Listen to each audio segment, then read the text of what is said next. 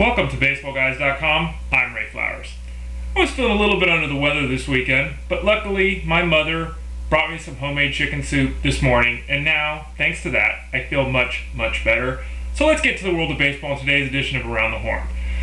Johnny Damon, over the weekend, finally made it official, finally signed a one-year deal, or agreed to a one-year deal with the Tigers. It's for $8 million. Looks like Damon will either hit leadoff or second. The Tigers are still debating whether or not they want Austin Jackson to have a real shot at hitting leadoff. But it looks like Damon will hit first or second in the order. Obviously, he should see some regression in those 24 home runs he hit last year, but he's still a really good bet to steal double-digit bases, hit in the 280s, scored 90 to 100 runs. A lot of value for Johnny Damon. Not a great situation as he was in New York, but still a very good one, hitting at the top of the order for the Detroit Tigers. Another outfielder who signed was Jonny Gomes of the Reds. He was really looking to get a full-time deal, wasn't able to convince anyone to give him that, so he returns to the Reds. Well, he'll battle guys like Dickerson and Beltran for time in left field.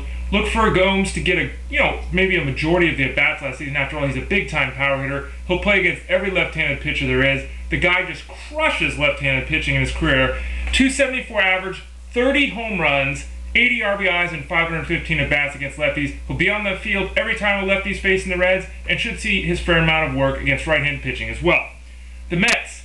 There's three guys in the news with the Mets. First is a former Met, Carlos Delgado, who had a second hip operation. Supposedly, he's feeling much better already. This should enable him to return to playing and reach his goal of making the World Series and winning, as well as hitting 500 home runs in his career. He's probably going to miss the first half of the season this year. He's hoping to be able to add his name to some team in the second half and help make at least that first dream of making a World Series a reality.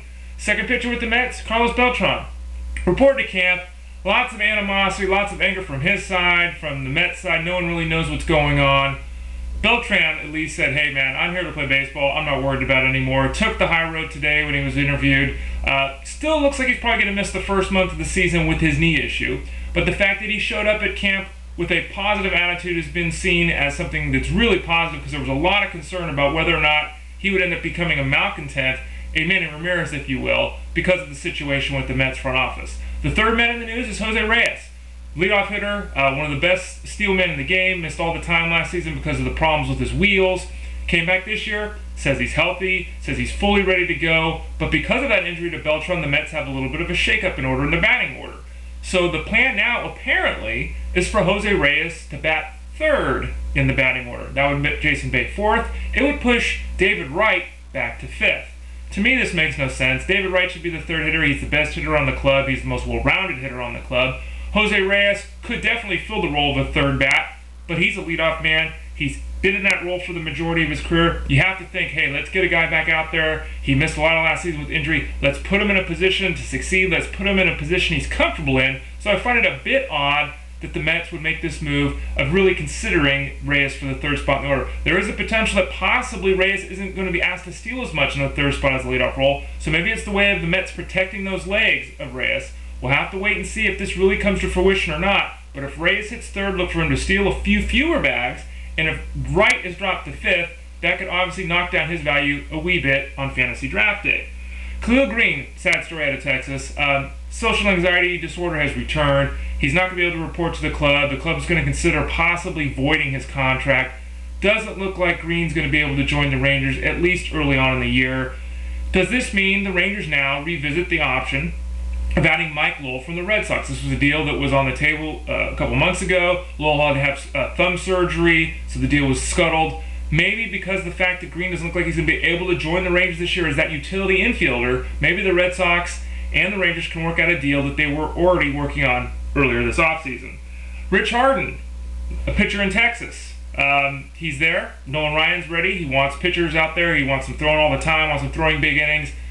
But the Rangers are going to be smart with Harden. They realize he's one of the most dominating pitchers in the game when healthy, but he's only got 130 start season in his entire career.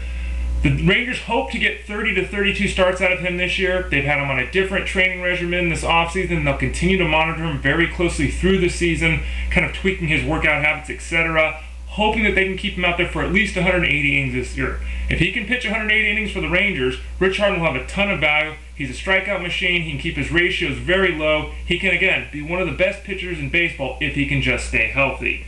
Alfonso Soriano is another player who's been in trouble with injury the last couple seasons. Last year, he had a bad knee, lost all his speed on the bases, lost his home run pop to a certain degree as well, had surgery on the knee, came into camp and said he's only about 80 to 85% right now with that knee.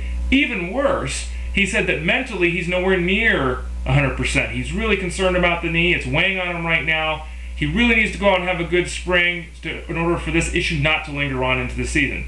Soriano does have problems. He doesn't take a walk. He swings wildly at all the pitches. He'll never be a 30 steal guy again. He'll probably never be a 20 steal guy ever again. But he's still got the ability to drive the ball deep. He could still be a 270-30 home run guy. Don't forget about him on draft day unless there's further reports that his knee just isn't coming around.